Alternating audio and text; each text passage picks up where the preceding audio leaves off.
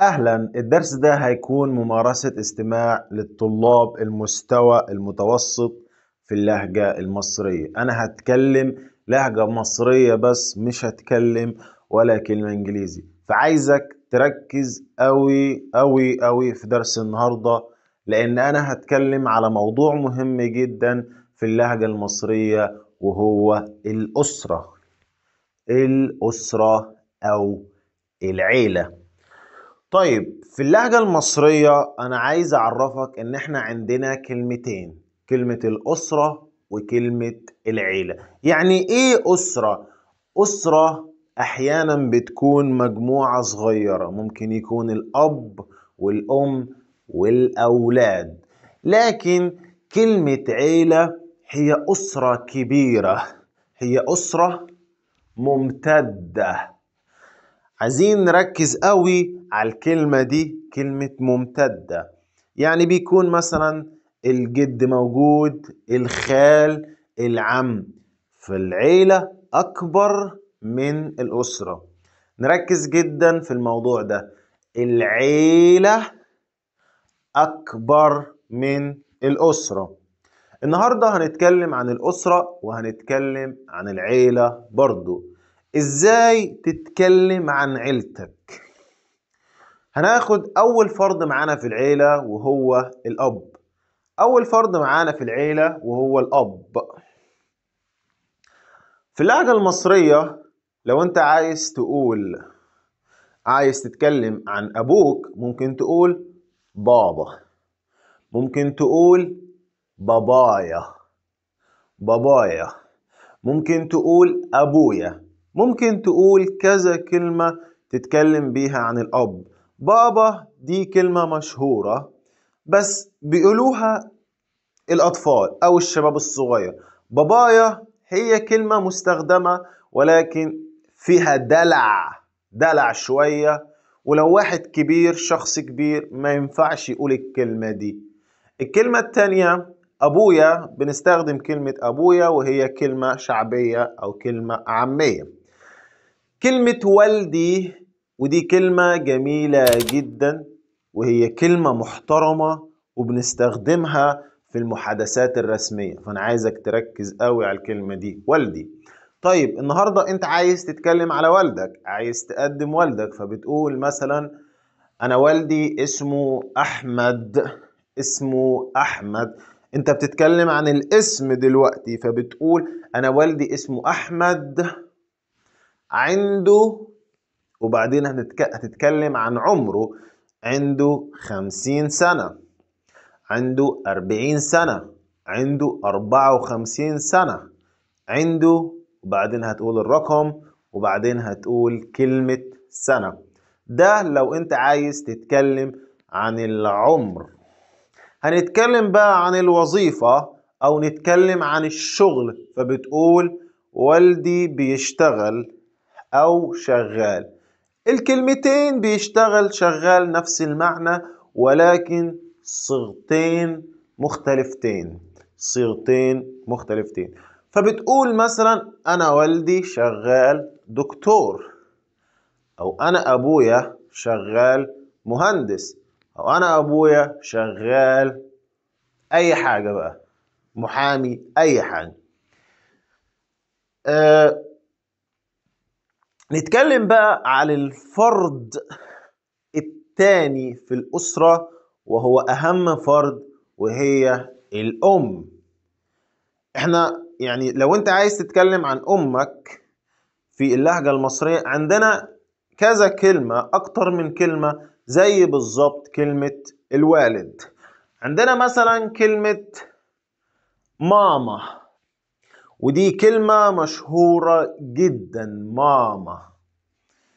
ممكن تقول أمي، ودي كلمة محترمة وبنستخدمها في الكلام الرسمي أو المحادثات الرسمية. ممكن تقول والدتي، ودي كلمة أكثر احتراما. ممكن تقول مامتي، ودي كلمة فيها دلع شوية وما ينفعش تستخدمها لو أنت شخص كبير في السن ويعني شغال شغلانة محترمة، لأن الناس هتفتكر عليك إن أنت بتدلع عليهم. خلونا نتكلم عن الأم شوية. أنت عايز تتكلم عن أمك فبتقول دي أمي أو دي والدتي، اسمها أي اسم ليلى، سارة، مريم، عندها 50 سنة، عندها 40 سنة، أي سن بقى. والدتك سنها كام؟ السن بتاع والدتك. بعد كده تتكلم أنا أمي شغالة، أمي بتشتغل، أو ممكن تقول أمي مش بتشتغل، هي ربة بيت. وبس كده. خلونا نتكلم عن أفراد تاني في العيلة. عندنا العم والعمة. العم والعمة هما إخوات الأب. أخو أبوك هو عمك، أخت أبوك هي عمتك. العم والعمة، العم والعمة، عايزكم تركزوا قوي على الكلمتين دول، العم والعمة. لو قلت لك عمك بيشتغل ايه، هتقول لي عمي بيشتغل مهندس، او عمي شغال مهندس. عمك عنده كام سنة؟ عمي عنده 40 سنة. عمتك بتشتغل ايه؟ عمتك بتشتغل ايه؟ ممكن تقول لي عمتي مش شغالة، عمتي مش شغالة، عمتي ربة بيت، عمتي ربة بيت. تمام؟ تمام. نيجي بقى لفرد تاني في العيلة، وهو الخال والخالة. الخال والخالة، عايزين نفهم كويس مين هو الخال ومين هي الخالة. الخال هو أخو الأم، والخالة هي أخت الأم. خال وخالة، ركز كويس جدا على حرف الخاء، خال وخالة. لو سألتك سؤال خالك اسمه ايه؟ خالك اسمه ايه؟ ممكن تقول لي خالي اسمه هيثم، خالي اسمه اي اسم بقى. طيب خالتك عندها كم سنة؟ خالتي عندها ممكن تقول 50، 60، 64، 65، اي رقم وبعدين بتقول كلمة سنة. خالك منين؟ خالي من مصر، خالي من القاهرة، وهكذا وهكذا. طيب نيجي بقى لفرد تاني في العيلة، وهو الجد والجدة. الجد والجدة، عايزكم تركزوا قوي على كلمة الجد والجدة. هما دول أبو أبوك أو أبو أمك بنقول عليه جد. طيب أم أبوك أو أم أمك بنقول عليها جدة. بس لو أنت عايز تكون دقيق أكتر ممكن تقول أبويا، يعني جدي من ناحية أبويا، جدي من ناحية أبويا، أو جدتي من ناحية أمي. خليني أسألك شوية أسئلة، أنت ممكن الأسئلة دي تساعدك تتكلم بيها عن جدك وجدتك. لو سألتك قلت لك جدك عايش ولا ميت؟ ممكن تقول لي جدي مات، الله يرحمه. وعايزك تركز جدا على الجملة دي، الله يرحمه. فلما حد يموت احنا هنا في اللغة العربية بنقول الله يرحمه. مات، عايش، مات، كلمتين عكس بعض، عايش ومات. ركز كويس جدا في كلمتين عايش ومات.